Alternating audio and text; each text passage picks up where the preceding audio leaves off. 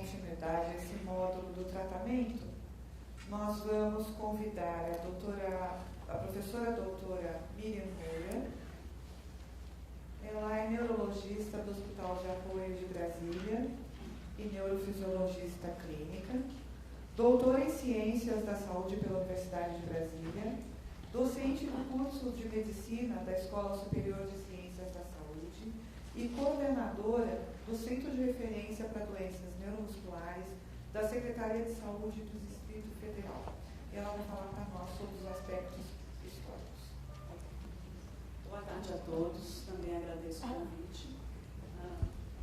O assunto não é muito palpitante, como já perceberam pela palestra anterior. Espero que o próximo seja um pouco mais interessante, mas...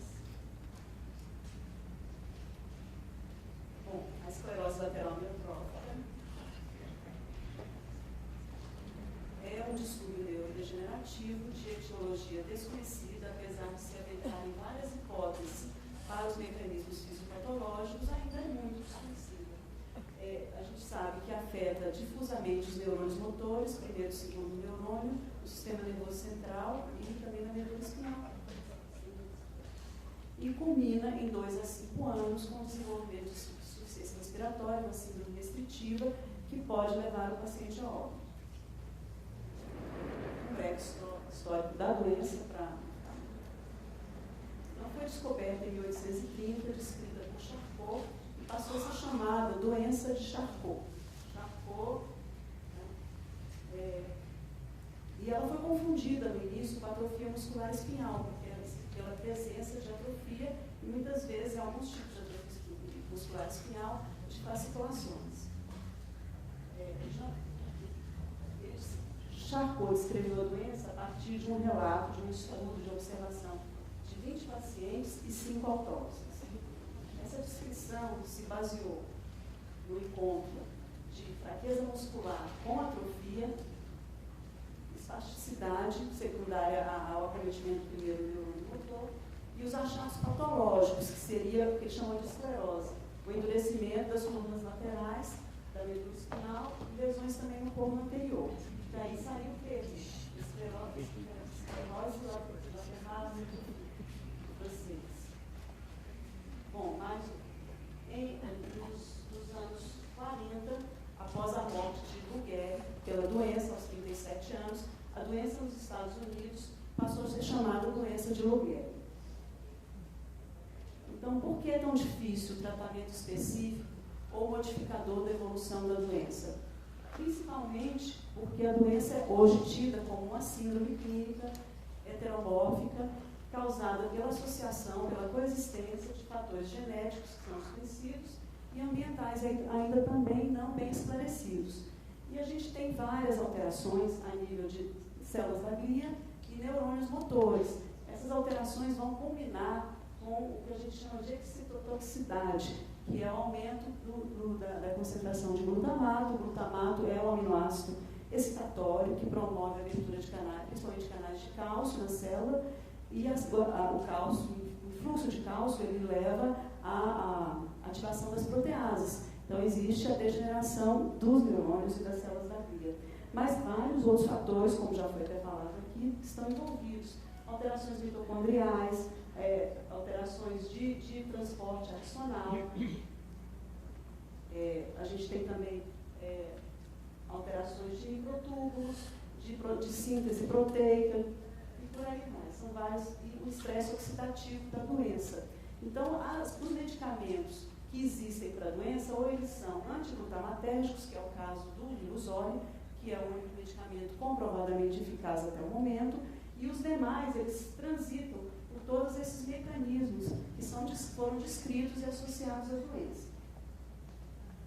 Algo que contribui muito para a falha dos ensaios clínicos e para a determinação de um tratamento eficaz é a variabilidade clínica, que é muito ampla. Então, nós temos, aqui mostra que a gente tem neurônio motor superior, onde está vermelho, neurônio motor inferior em vermelho e superior em azul.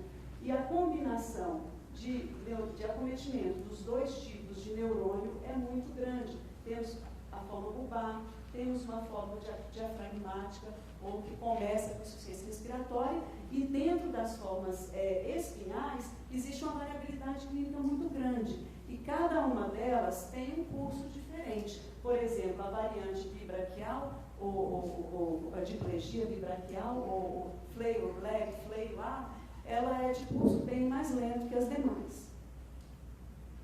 Também pesa contra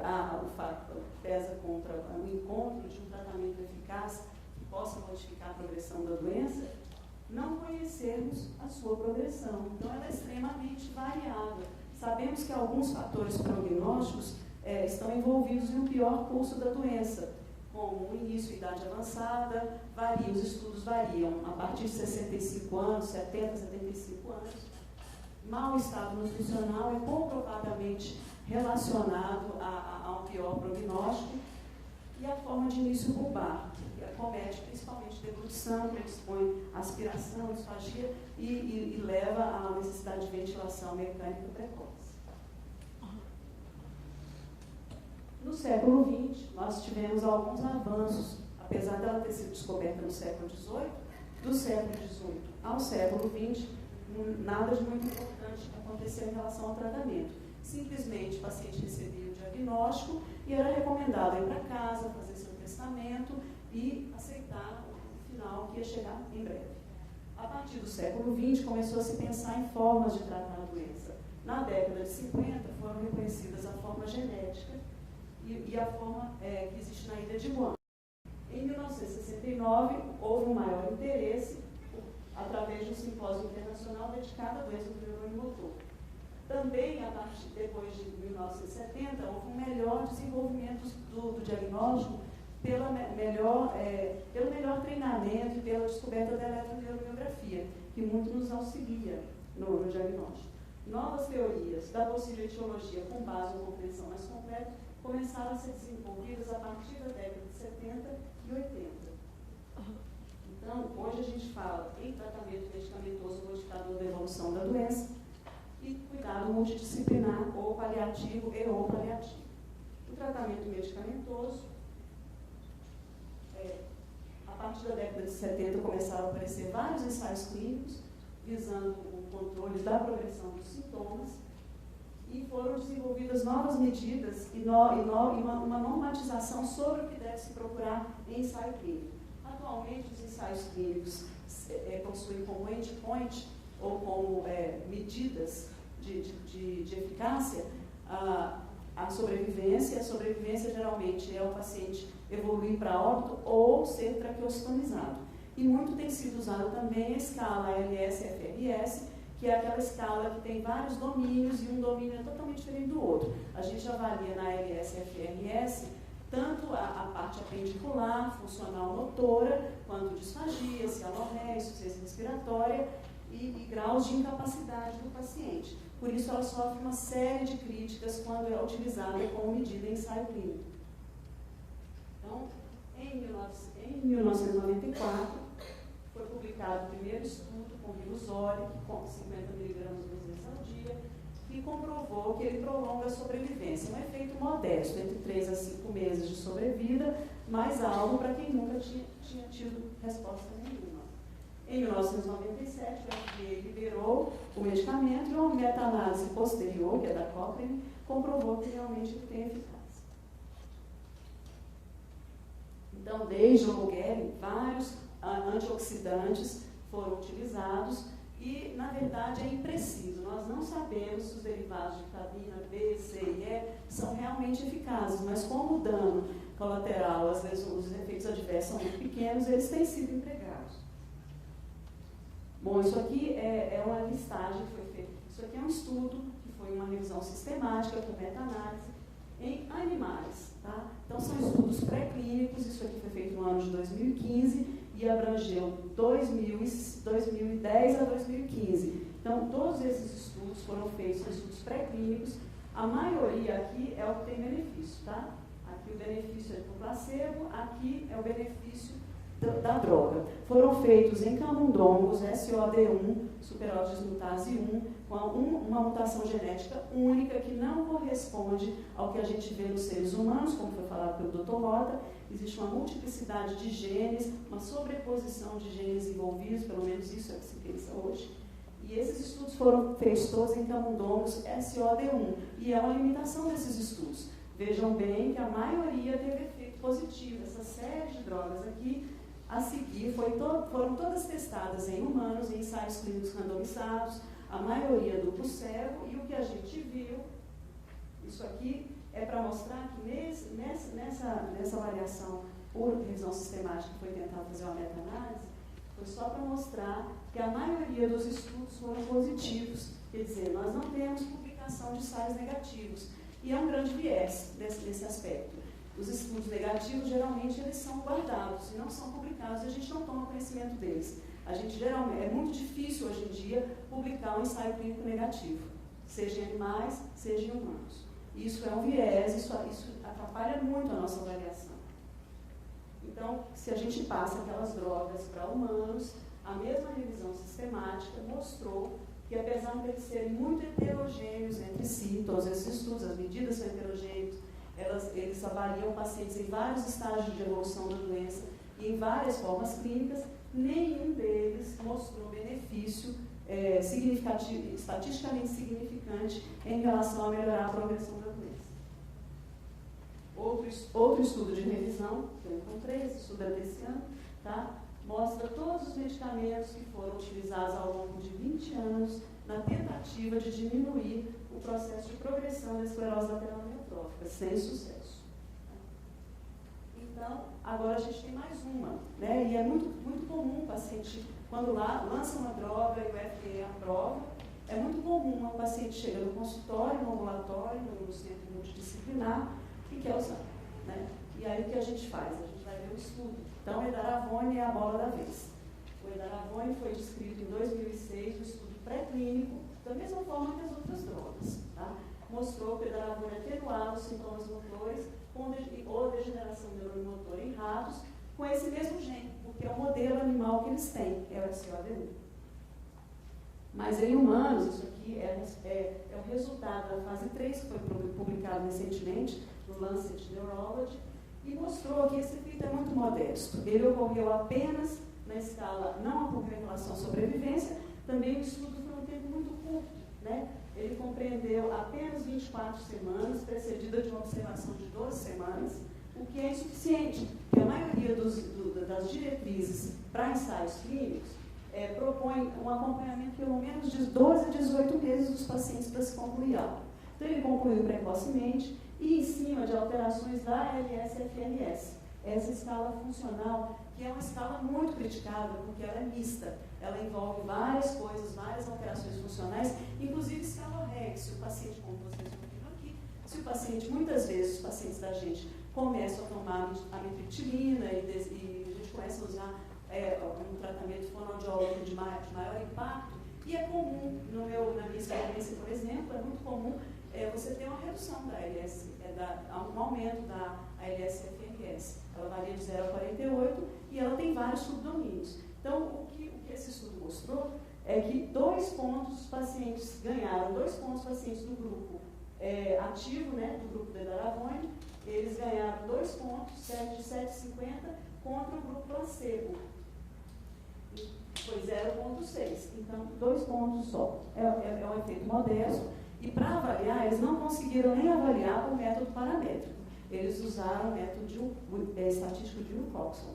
Então, tem sido feito várias críticas desse estudo, apesar de que o FDA liberou. E hoje tem uma discussão muito grande sobre liberação de drogas órfãs para doenças raras. Então, até que ponto a indústria e os órgãos de controle, né, do Brasil e fora daqui, não liberam a droga porque a doença é fatal, a doença é grave, a doença é rara, e é muito difícil fazer um estudo homogêneo, com grupos homogêneos.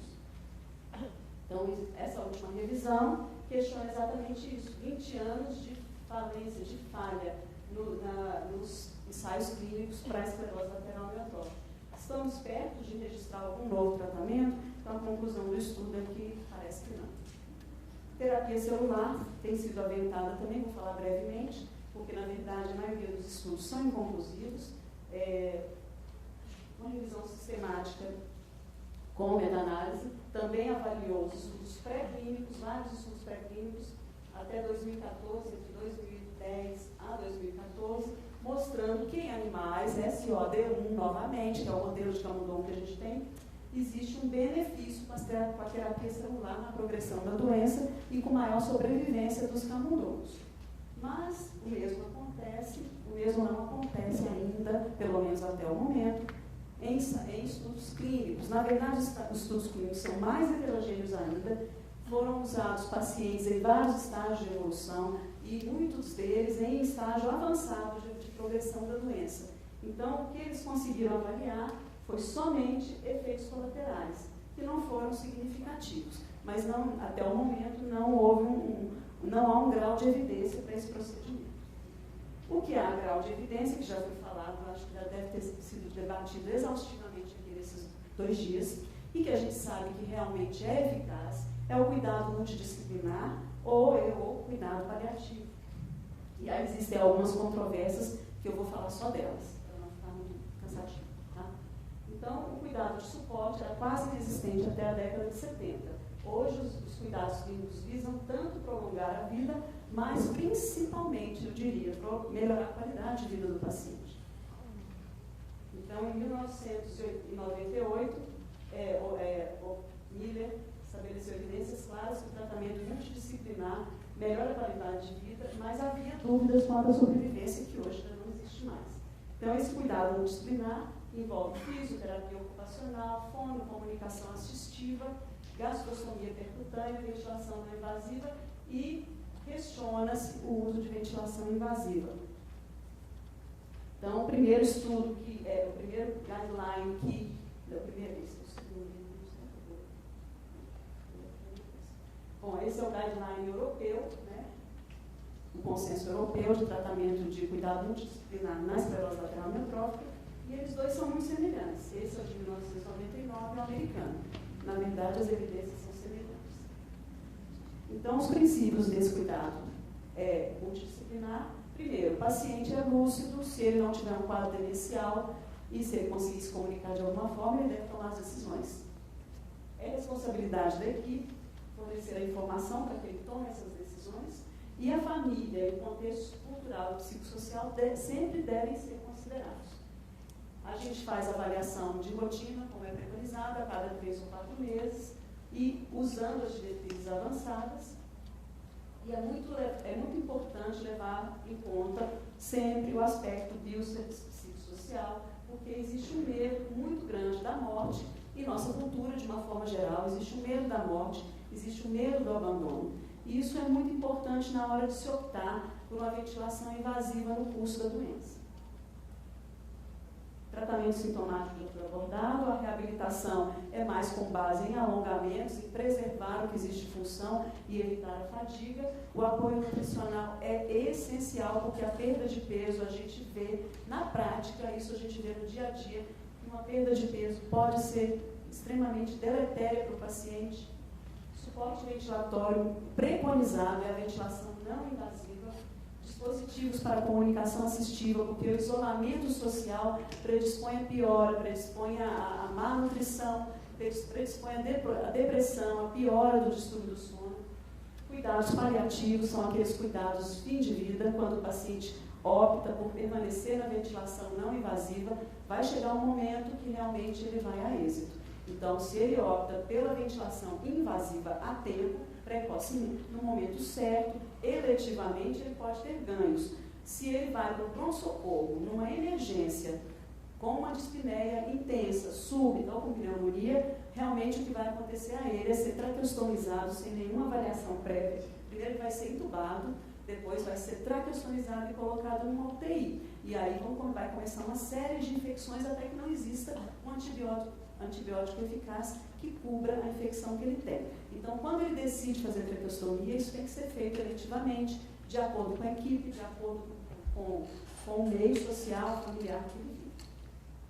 O apoio psicológico é importante, porque existe, inclusive, um princípio que é cuidar do cuidador. O cuidador de um paciente com uma doença degenerativa neuromuscular, ele está sempre exposto a um estresse muito grande e também tem uma tendência a apresentar depressão. A comunicação tem que ser sempre boa entre a equipe multidisciplinar, o paciente e a família. E devem ser consideradas questões éticas, sociais e financeiras. É importante o apoio do assistente social nesse ponto. Em 2012, a Inglaterra começou a preconizar esse tratamento multidisciplinar e mostrou que o acompanhamento multidisciplinar tinha um valor preditivo positivo, isolado dos outros fatores, aumentando a sobrevivência do paciente. Outro estudo em Madrid, em 2011, mostrou também que essa sobrevivência é maior, inclusive nos pacientes com ela bulbar, desde que o paciente seja bem acompanhado desde o início e bem orientado. No Brasil, o que a gente tem? Em 2008, uma portaria do Ministério da Saúde estipulou apenas um programa de ventilação e de assistência ventilatória não invasiva, mas isso é uma portaria. A portaria não tem valor de lei. E isso não está incorporado ao protocolo da esclerose lateral amiotrófica, ao PCDT, onde só tem o Riluzon. Fala em cuidado multidisciplinar, mas não especifica o que deve ser feito. O que acontece? Em um país onde o governo é descentralizado, a saúde é descentralizada para os estados e municípios, não existe a obrigação de fazer. Em 2006, Burke publicou um artigo mostrando os efeitos da ventilação não invasiva positivo na sobrevivência, especificamente nos pacientes com ela. Lembrando que o professor que na Alemanha está aumentando a quantidade de pacientes com ela que optam pela ventilação invasiva.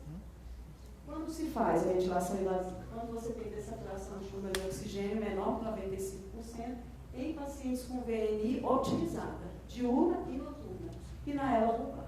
Após a traqueostomia, a sobrevivência mediana, segundo esses autores aqui de 2012, Luiz e Lexin, foi de 1 a 3 anos.